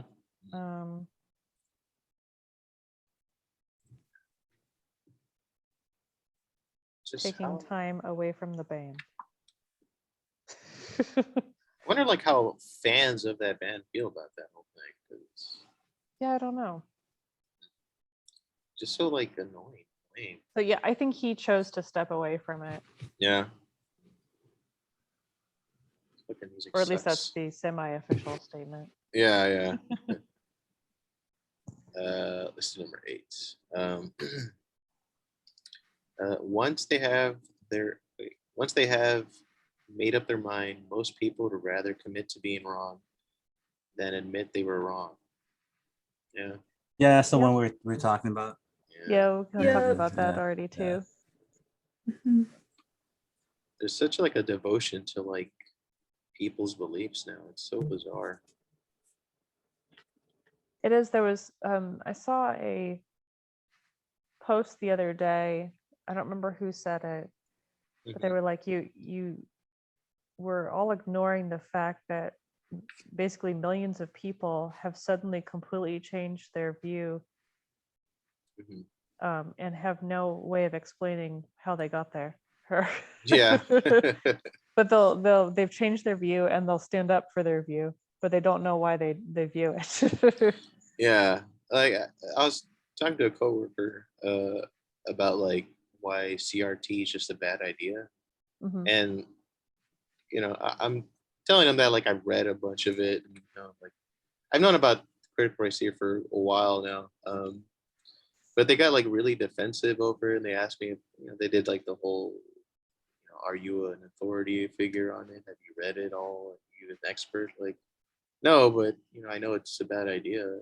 I can give you an example. But they Yeah. just needed to like be against me for some reason. It was Mm-hmm. just so bizarre.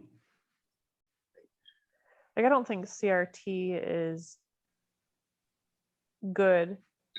Mhm, There's a lot of negative side effects to CRT. Like, you mhm. can say it's for like this greater good, on the surface or whatever, but it's not. Like, the CRT curriculum's not teaching what should be taught correctly. Like, Yeah. it's important that we understand history and all of this stuff, but it's not their objective, or what is happening is not good with Yeah, yeah. CRT. And with me, like for this, the anti-CRT thing for me, I'm going at it strictly from like an old man sense. Like I just would rather my taxpayer money going to teaching kids how to like do arithmetic and read, not some weird religious belief shit. Yeah, that's the Mhm. thing. Like, it seems like, since we're, for public school education, they Mhm, take our money whether we want to give it to them or not. But mhm. like, we should be able to have a say in what they're actually using this money for at these Yeah. schools. Mhm. Like, you took my money, but I don't want you to do whatever you want with it. I need you to Yeah. actually teach the children things that are important. Criti- Go well, ahead. and critical theory is actually based on Karl Marx's Mhm. Hmm. writings.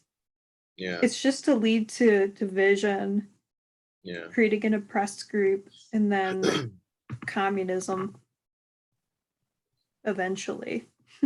Yeah. Yeah, it's so divisive because it's like attacking like white people like directly. It's just like it's not really productive. It's not to like build anything. It's not constructive. It's just to like tear things down.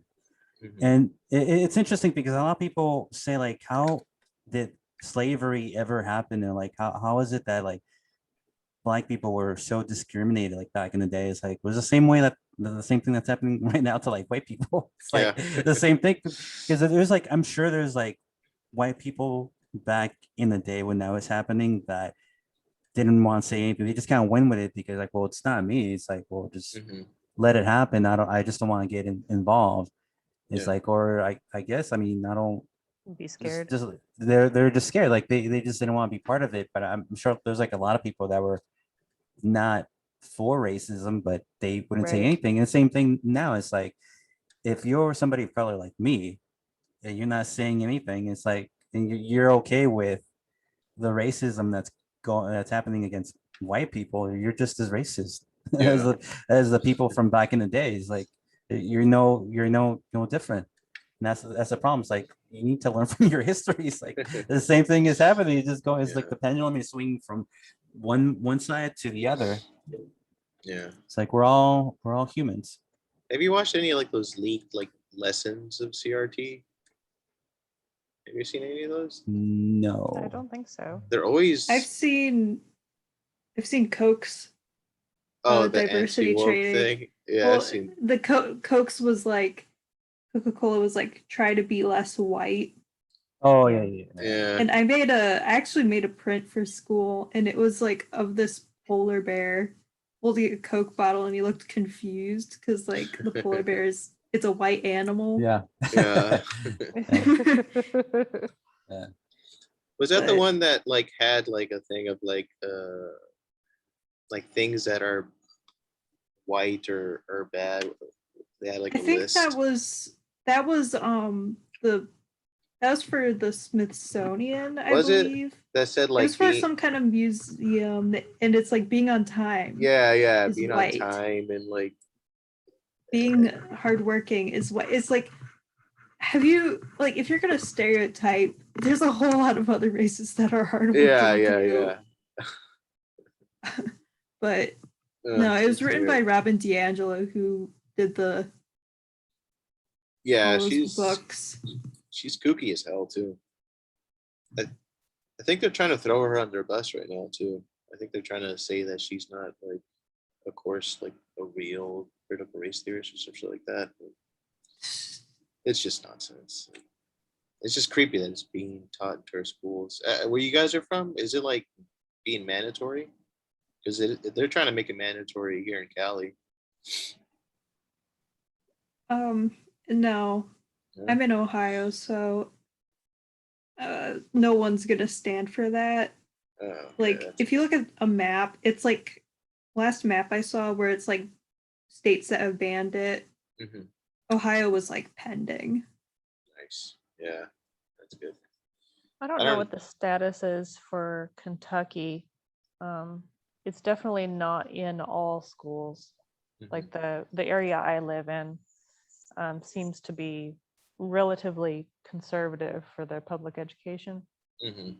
Because I have a friend who's conservative, and his daughter's in school and everything. And I told him, I was just like, you can request their curriculum and everything. Yeah. And he was like, yeah, the second that we catch wind of any of this stuff sneaking in there, then they're gonna pull her and homeschool or something. Yep. Yeah. Like I don't know how the people of California are gonna like fight this shit. At least I'm getting the idea that like a lot of people either don't know about it or they are convinced that it's good. But I don't know how deep it goes like in Cali. I mean, I live in LA, so it's pretty bad here. But I don't know how like Northern Cali is with it.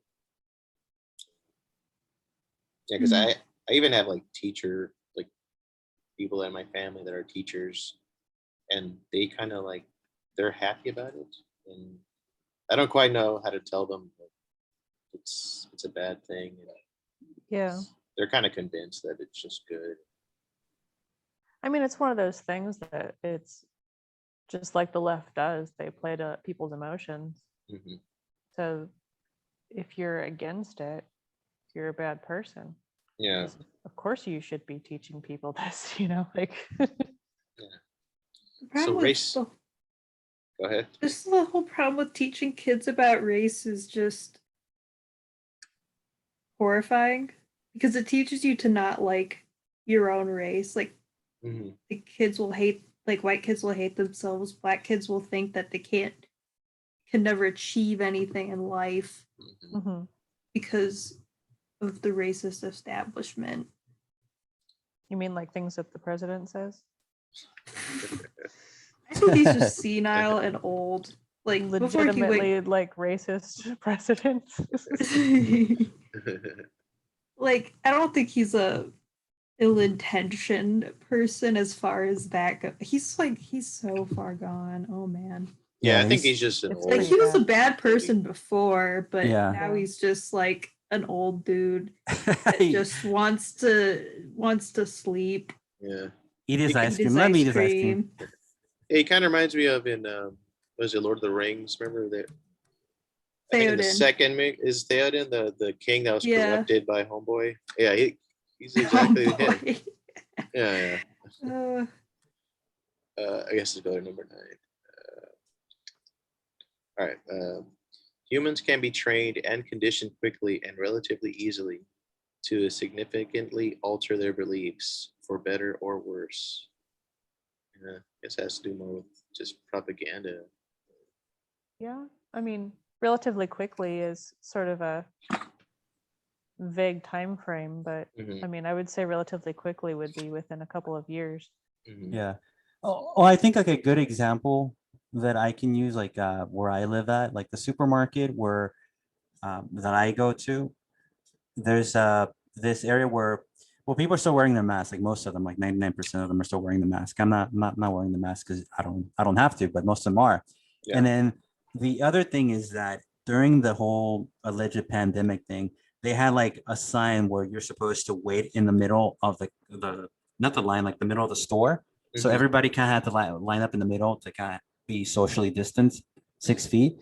Yeah. And even though they don't have to do that anymore, and even though they announce it on the intercom like every 10 minutes, and Yeah. there's like a sign, people are still lining up in the middle instead of actually going to like an aisle, a register Yeah. that's open. So people are already subconsciously programmed to like act a different way just because they through repetition. It's like Yeah. a dog. It just like through repetition. So there's like a bunch of little nuances that people start picking up. And I think the people have been trained like little dogs. Yeah. Well, I mean, this last year was all about conditioning. Yeah. Yeah. I never got used to it. Yeah, from day one, I always kind of weirded out by Yeah. it. Like, Yeah, I mean, I'll be honest. Like I'm happy people aren't all up on me in a line now when I'm waiting to check out. Like people Yeah. didn't need to be that close Yeah. to me to begin with. Yeah.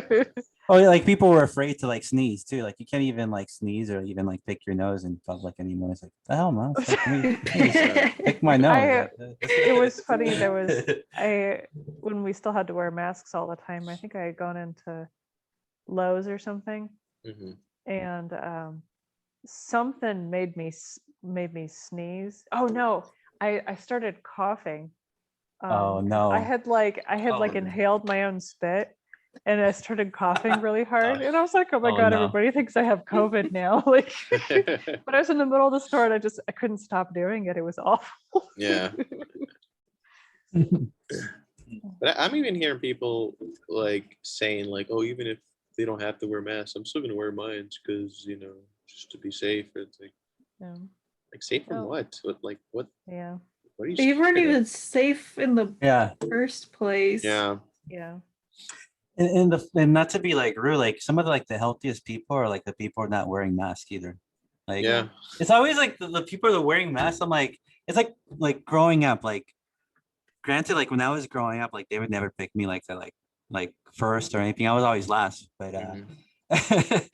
but like no, like if you're playing like kickball or you're gonna play like soccer or something, a lot of these people wearing masks, like you would pick them last because they're so like just like The Lame. shrimps. Yeah. they're so like out of shape or just so like they look so weak or just it's like an easy way to take away all responsibility of taking care of your health. It's like, oh, I'll just wear this Yeah. mask and now I'm like healthy, or I'll just like take this vaccine and I don't have to like eat somewhat healthy or like exercise or like Yeah. it doesn't matter like what I eat or what I do. It's like I this haven't vaccine. It's like no, it's like that's just the easy lazy way of like how you see the world, but that's not how it works. Yeah.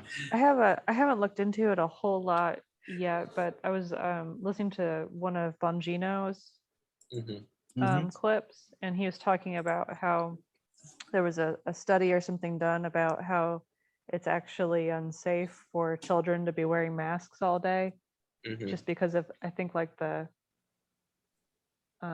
Well, especially like kids and babies. I'm like, what the hell are you They're guys like? When I see- breathing. yeah, the- they're not breathing in pure Yeah. in oxygen, you Yeah, know, like- so it's causing health problems. yeah, like brain, It's gotta like brain fog. Yeah, it's gotta also mess with like just psychological kids. Like to Yeah. be a baby and just be used to just like yeah. people not seeing their face. Like that's gotta be Yeah, that I didn't think very about that strange. because Like babies, and children react to facial expressions. Yeah. So if they everyone's need that. faces- yeah, Yeah. Yeah.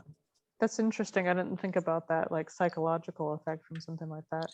It has like a hijab kind of feel to it. Like Yeah. it's Well, they still touch their kids or have physical like contact, like hugging their kids and stuff. mhm. So that kind of makes up for it. Yeah. Because like Wait. kids actually have to have like babies, they have to have human contact. Mhm. Like Yeah. this is gonna sound messed up, but like the Nazis experimented with the babies and they would like feed the baby and never touch it. Mhm. Mm-hmm. It died Yeah. without human contact, even though it had everything else it Jesus. needed. It's horrifying and terrible, but They did a lot of human experiments during that time. it's creepy. It's sick.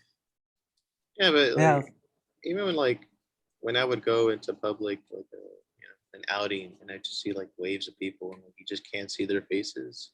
Yeah. Like that's gotta fuck with people. It's just like that's something dehumanizing about that. Yeah, it is. Mm-hmm. It's like you don't have an identity anymore. Yeah, walking yeah, yeah. around. Mhm.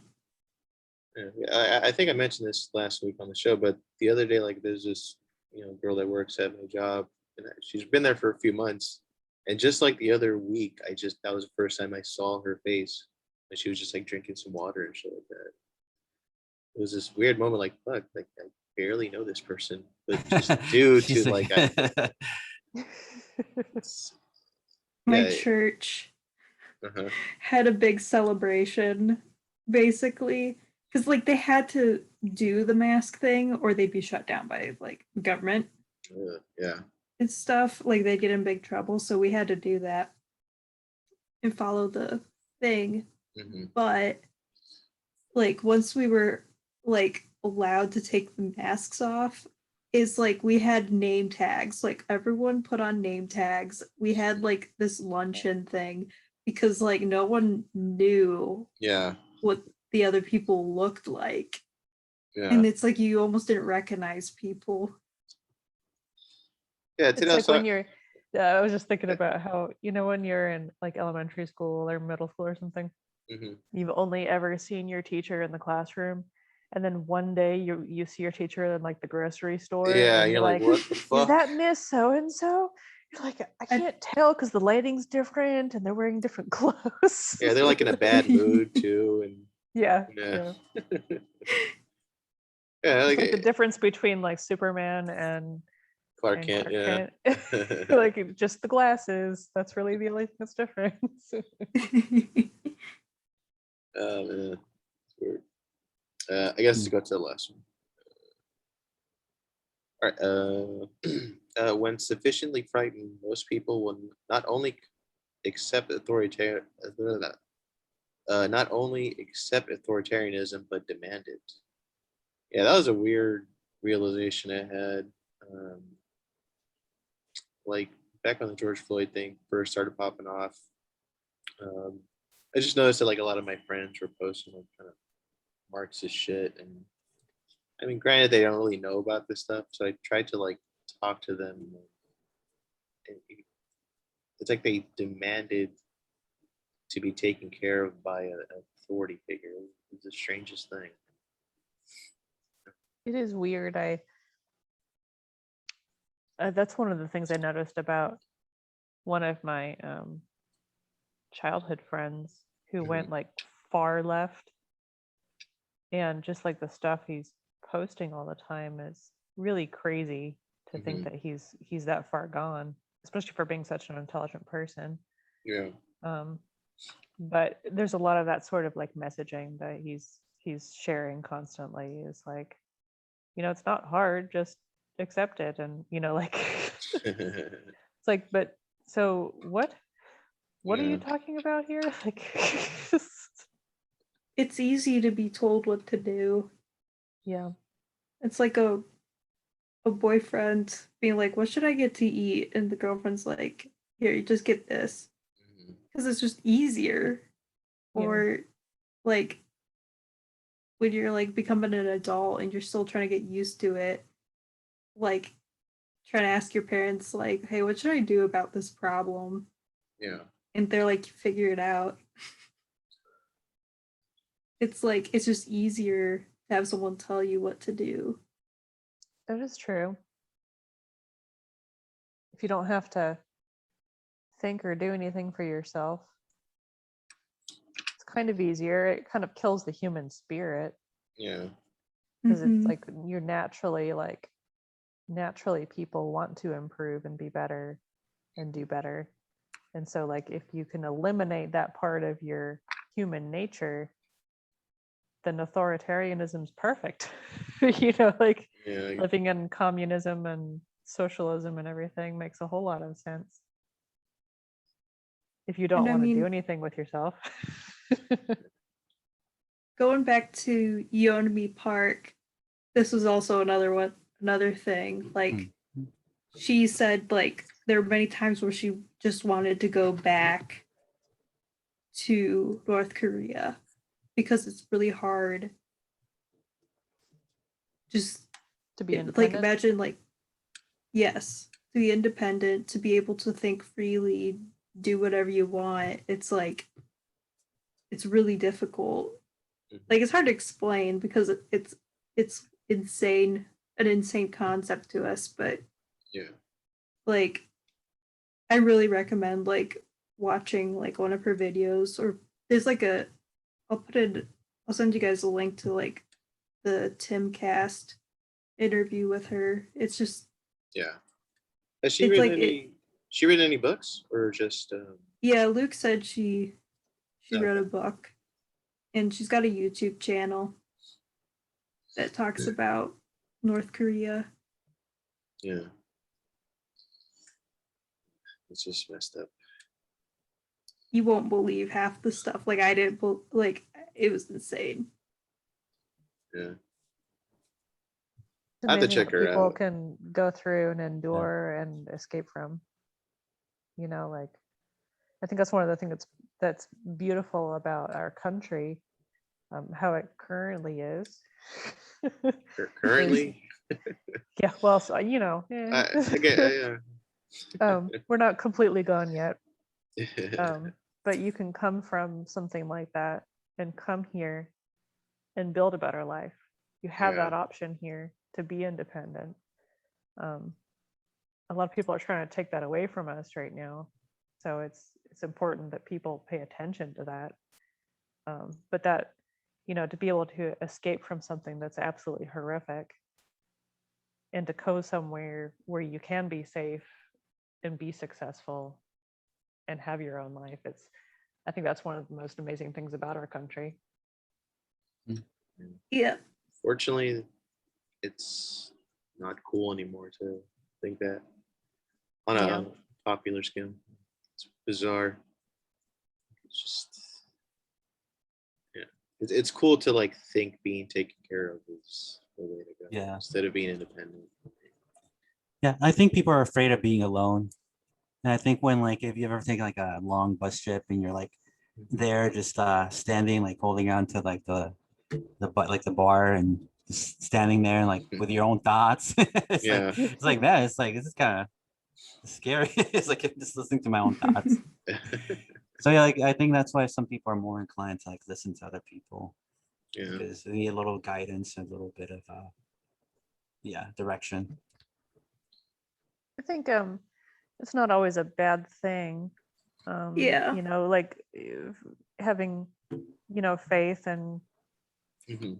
church and everything. Like that's a lot of that's about, is just having some guidance in life and reminders on how to be and be a good person and everything.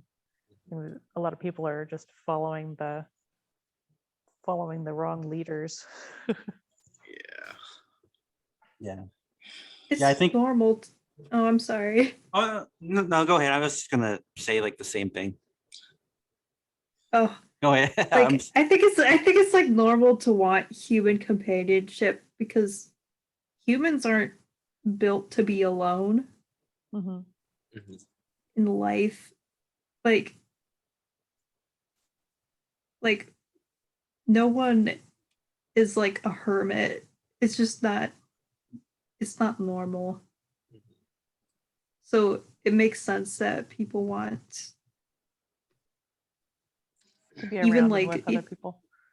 yeah, or just like having at least some kind of human telling you what to do, because then you have some interaction. Mhm. Some kind of guidance here and there. Mm-hmm. You know. Anyways, I guess we can start winding it down. All right. I guess if anyone had any like final thoughts or anything like that, it's usually kind of weird. I think I'm all thought it out. I guess we'll continue this countdown. Maybe try to do the other half a lot more quicker. Yeah. Maybe another time, maybe this earlier the next week, maybe. Mm-hmm. Yeah, so this is an Intuitive Inc.'s first episode. I guess, what did you think? I mean, I like it. Sometimes I feel like I say too much Yeah, or like too casual. yeah. As much as I like the conversations. Yeah. We're all trying to like get better at this as we go. Yeah, I think we're all trying just to learn because I've gone through that too, where I'm talking for a long time. I remember that one episode when I was trying to talk about critical theory, I think. And I just kept going on because I was trying to like pack in so much information. And I was Yeah, like, yeah, yeah. oh man, this is how do I make this exciting as well and like also informative? I'm like, I'm just like it sounds like really boring. Like once you start saying it, you're like, oh wow, this is really boring. How can You I make it a start little bit more? rambling Yeah. because It you're trying to happens. gather your thoughts. And that too, trying to like build up a momentum. But yeah, I think everybody's gotten better. Like as we Yeah, it takes time. got better. It takes time. We're at least more comfortable talking to each other now. Yeah. Yeah, I think so. I agree. Mhm. All Well, I right. hope to be a part of more episodes if I'm allowed to. Oh yeah, anytime you want to come in, it's cool. Well, I'm down with it. I've never like, I think X'd anybody out or anything like that. You've been X'd. Yeah. I think what's his name? Like Derek, I think he wanted to come back on the show too, but Yeah, he's just you super shoulda let him- busy. yeah, you should have let him know because like I think he was asking in the chat, it's like, oh well, when can I jump in again? Like whenever you want, man.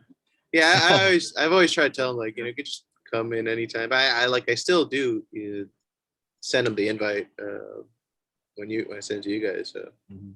yeah, it's open and anytime anyone's available down the top. I think it's because, I mean, normal podcasts will have like your normal cast Yeah. of people, and then they have the guests on, and so people are like, "Well, am I in with the group? Am I the Mhm. or Yeah. am I a guest?" And that's like, I'm like, "Oh wow," but Yeah. I mean, we're still trying to learn how to do this. So, We're not normal anyway, so yeah. All right, I guess we'll just end it here. Thank you for watching. This is another episode of the Critical Introverts show. We'll be back next time to talk about the rest of the 20 Zuby list. All right, thank you for watching.